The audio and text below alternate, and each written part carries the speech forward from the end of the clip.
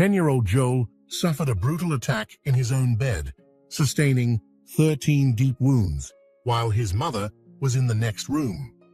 Initially, she claimed to have no idea who could have harmed her son, or did she? As the investigation unfolded, Julie Ray Harper became the prime suspect.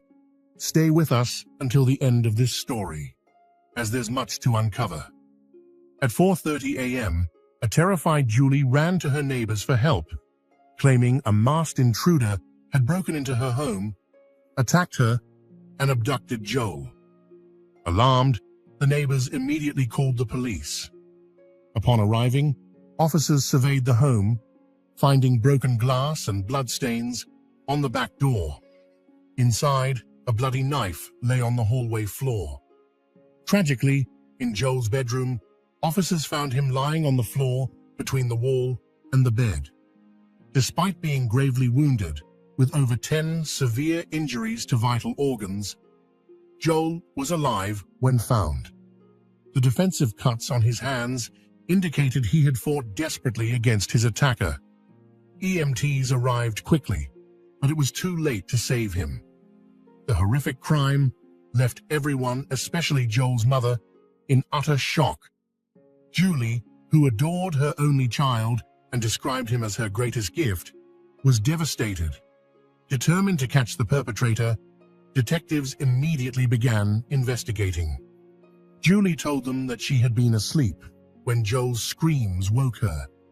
Thinking he was having a nightmare, she went to his room, but as she approached, a masked man burst out. A struggle ensued, during which Julie was knocked to the ground. Desperate to stop him, she clung to his leg as he dragged her down the hallway. When the attacker reached the garage, he smashed the glass back door to escape, delivering one final blow to Julie before fleeing. Under the streetlights, Julie claimed to catch a glimpse of his profile, describing him as short, slender, dark-haired, and wearing dark pants, possibly a teenager. Despite Julie's detailed description, detectives couldn't find anyone matching the profile, leading them to suspect the intruder may have come from another town. In a small community of fewer than 5,000 people, a local suspect would have been easily identified. Rumors swirled as detectives struggled to generate leads. They initially focused on a group of local high school troublemakers who frequently caused disruptions in the area. One teen falsely claimed he and his friends had broken into Julie's house, but this was quickly debunked, leaving the investigators back at square one. The next day, Julie raised a chilling possibility. Could Joel's father have been involved? The couple had endured a contentious divorce and custody battle, with the court ruling in Julie's favor. Could this have driven Joel's father to commit such a horrific act? Investigators explored this angle, but confirmed the father had a solid alibi. He was out of town with his new wife at the time of the crime. With this lead ruled out, suspicion began to fall on Julie herself. The evidence collected at the scene raised troubling questions. When deputies first arrived, Julie described a masked intruder. However, just 20 minutes later, she failed to mention the mask and provided a detailed description of the attacker's face, enough for a sketch artist. Yet no mask or similar item was ever found at the scene. This inconsistency, combined with other evidence, pointed investigators toward an unthinkable conclusion. Could the grieving mother have been involved in her son's murder? Before leaving for the hospital, Julie unexpectedly asked if a knife had been found, a strange question since she hadn't mentioned a knife before and didn't know Joel had been attacked with one. In fact, Julie claimed she wasn't aware Joel was even in the house until she arrived at the hospital. Another puzzling point was her assumption that her son had been taken by the intruder. According to her account, she never entered Joel's room and was attacked outside his door. These inconsistencies raised red flags, casting doubt on her story. When news spread that Julie might have harmed her own son, it sent shockwaves through the community, splitting public opinion. Police speculated that Julie might have had motives related to keeping Joel away from his father, possibly staging the presence of a third person in her home. Despite Julie's assertion that all doors were closed, there were no signs of forced entry on any locks, doors, or windows. Moreover, the broken glass on the back door was shattered from the inside, and a drop of Joel's blood was found on it, yet it provided no clues about an intruder. Julie's account of her struggle with the supposed attacker also raised doubts. While the hallway carpet showed slight disturbances, with folds consistent with her story of being dragged, the rest of the area remained oddly pristine.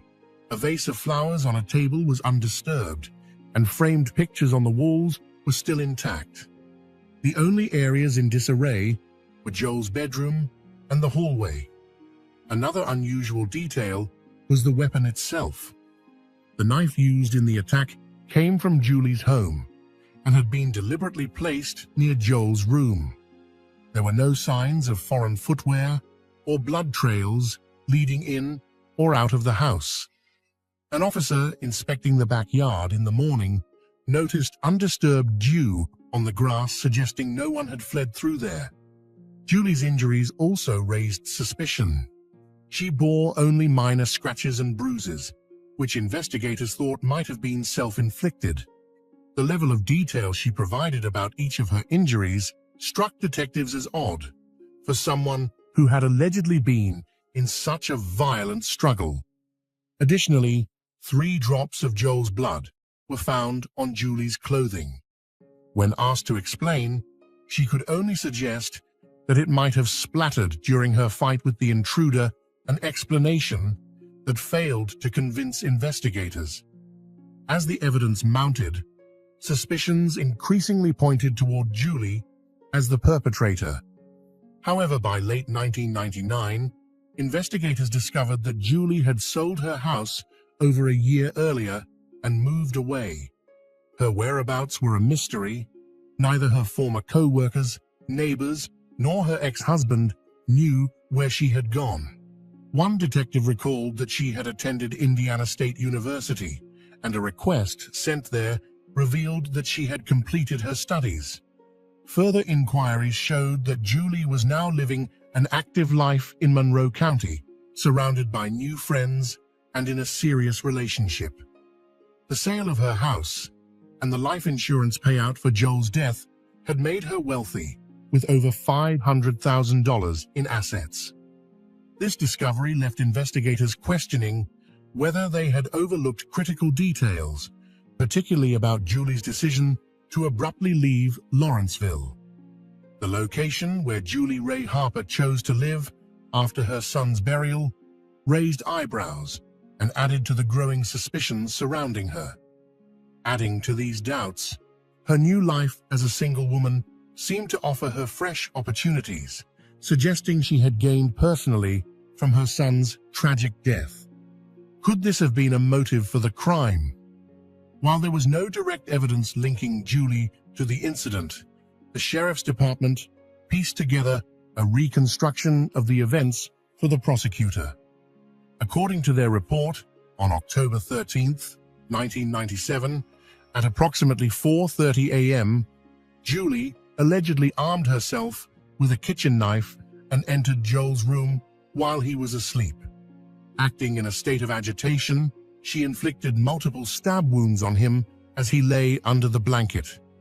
Joel, awakened by the attack, resisted fiercely, which led to a struggle that ended with both of them falling between the bed and the wall. His injuries indicated the attacker was not significantly stronger than him, suggesting the assault was impulsive rather than premeditated. The prosecutors believed Julie staged the crime scene afterward to mislead investigators. She reportedly placed the knife outside her son's room, broke the back door window, and inflicted superficial injuries on herself. However, These efforts only created inconsistencies in her account, ultimately leading detectives to conclude that Julie was the perpetrator. Despite these findings, Julie's family and friends steadfastly defended her, arguing that she would never harm her own child. However, in 2000, Julie Ray Harper was arrested. During the trial, her ex-husband testified against her, painting a picture of a less-than-ideal mother who allegedly never wanted their son. One piece of evidence presented by the prosecution was the significance of the date of the incident, October 13th. They argued that Julie had an obsession with the number 13. She was born on the 13th, insisted on having her wedding on the 13th, and even gave birth to Joel on July 13th after inducing labor. The attack on her son occurred on October 13th, when Joel was 10 years and 3 months old, and chillingly, he suffered exactly 13 stab wounds.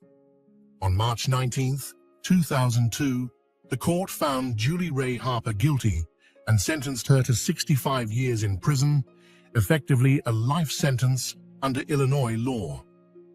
I have a lot of support. I have a lot of people who know me and love me.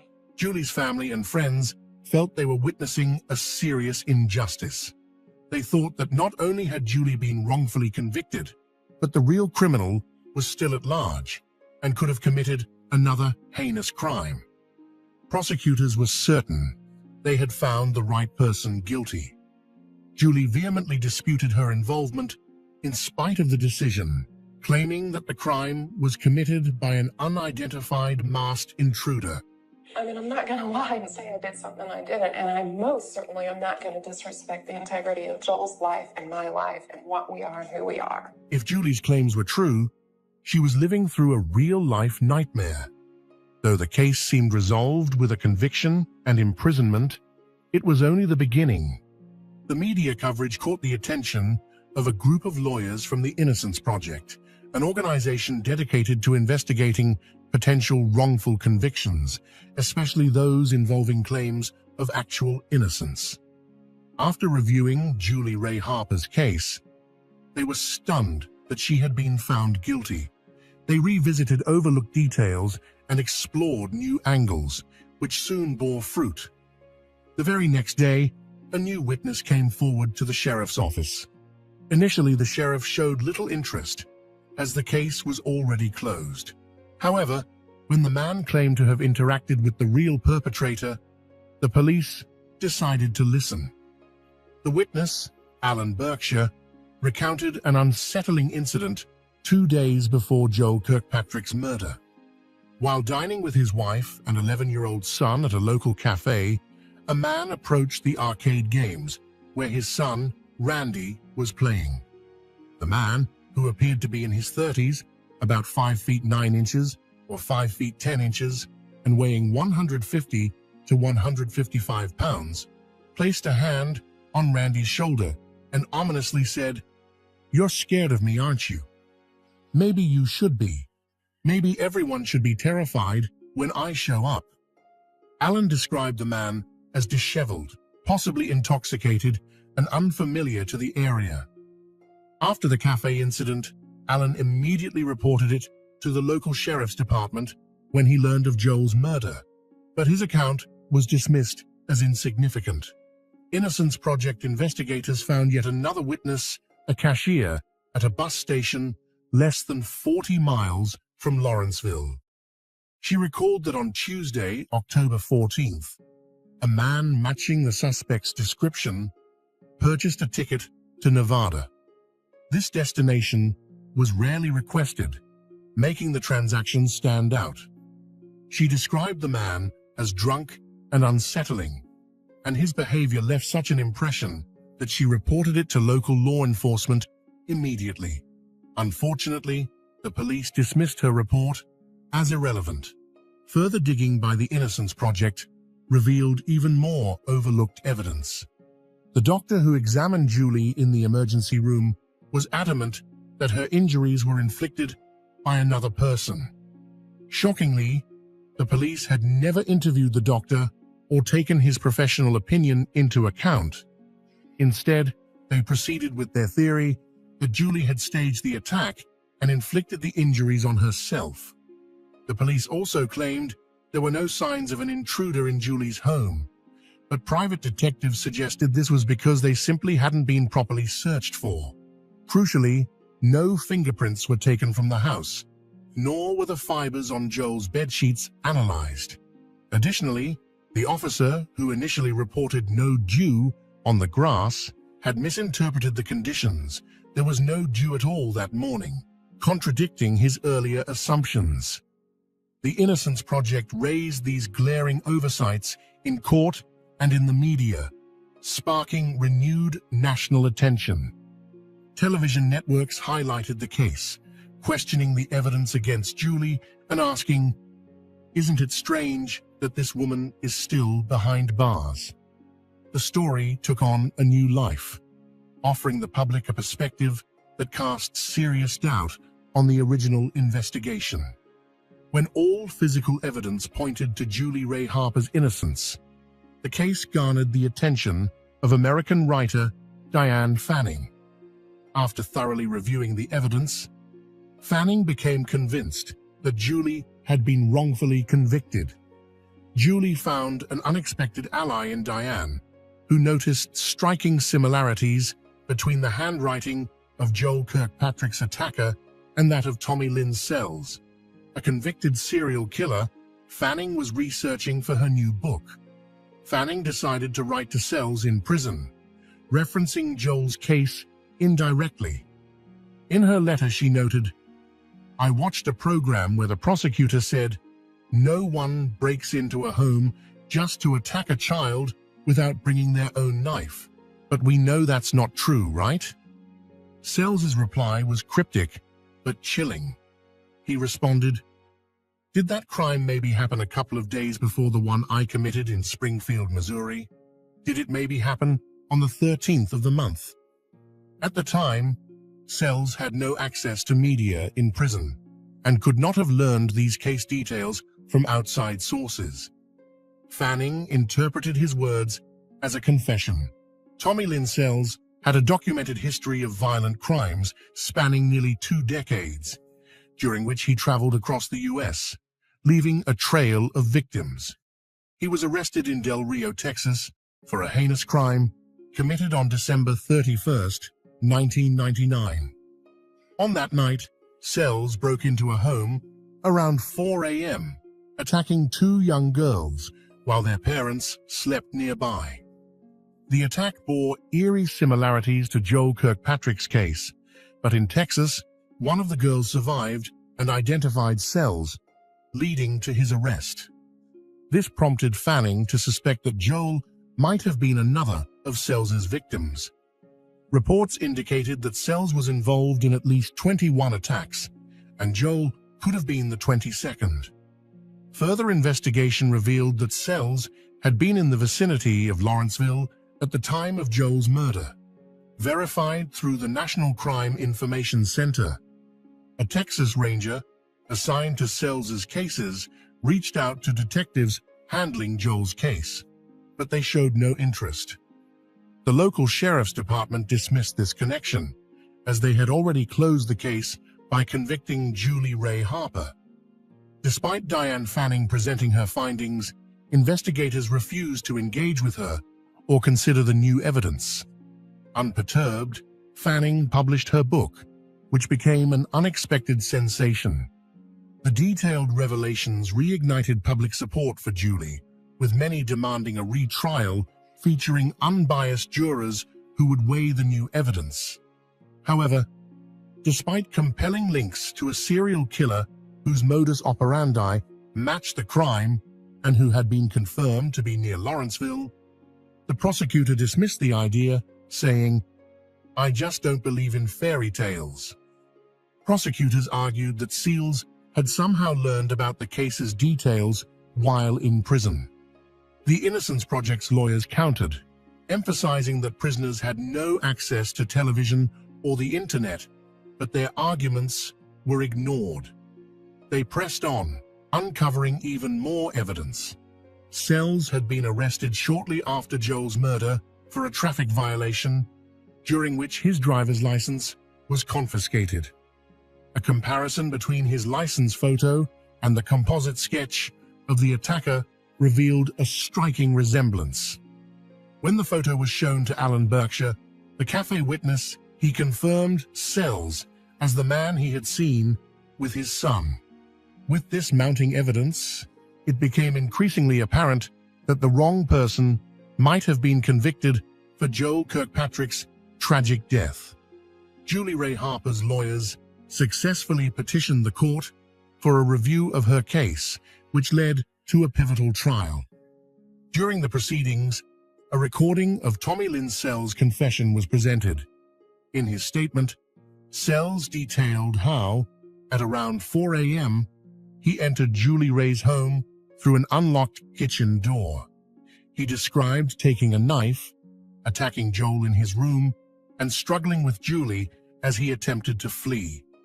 This account aligned precisely with the events Julie had previously described. After the crime, Sells claimed he hitchhiked to a bus station, purchased a ticket to Winoka, and returned to where he was living at the time. He stated that his actions were in retaliation for a conflict he had with the homeowner at a local store the day before. However, the prosecution began to cast doubt on the credibility of Sells' confession. The first red flag was the lack of evidence supporting the alleged conflict. Julie Ray had never mentioned any dispute with anyone in the 5 years following the incident, despite being extensively questioned. It was only in 2002, after her interaction with writer Diane Fanning, that she recalled the supposed altercation. This sudden recollection raised suspicions about its authenticity. Further scrutiny was directed at Sells' claim of entering the home through unlocked kitchen doors. Julie had consistently testified that on the evening of October 12, 1997, she personally ensured all windows and doors were securely locked. Yet following her discussions with the writer, her testimony underwent subtle revisions, adding to the uncertainty. On the Wednesday morning of the trial, the court revisited Julie Ray Harper's culpability. When the prosecutor mentioned the word intent, Julie, overcome with emotion, screamed and collapsed, unconscious, in the courtroom. We are tremendously gratified by the result. This has been a nightmare that nobody should have. The prosecution is adamant that Julie's hands will always be smeared with her own son's blood, regardless of the jury's decision. She got away with murder. We'll never know why she did it. I'll be convinced that she did it because the evidence, in my opinion, the evidence showed it. One jury got it right and one got it wrong. At the Texas State Penitentiary in Huntsville on April 3, 2014, Tommy Lynn Sells served 4 years in prison before his punishment was carried out. Julie Ray Harper was paid $87,500 in compensation.